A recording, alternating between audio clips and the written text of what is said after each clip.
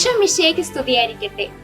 ഈശോയിൽ ഏറ്റവും സ്നേഹമുള്ളവരെ, നമ്മുടെ ഹൃദയത്തിലേക്ക് ഈശോയെ സ്വീകരിക്കുക എന്നാൽ അവിടുത്തെ സ്നേഹം നമ്മളിൽ നിറയുക എന്നതാണ്. ഈശോയുടെ സ്നേഹം അനന്തമായ കരുണയാണ്.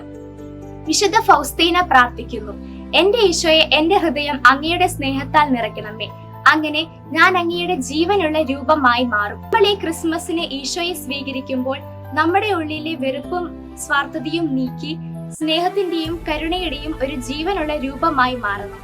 മറ്റുള്ളവരോട് കരുണ കാണിക്കുമ്പോൾ നമ്മൾ നമ്മുടെ ഹൃദയത്തിൽ ഈശോയെ വളർത്തുകയാണ്. ഈശോയുടെ കരുണയുടെ പ്രതിഫലനമാകാൻ നമുക്ക് ഈ ക്രിസ്മസ് ഒരുക്കത്തിൽ പ്രാർത്ഥിക്കാം.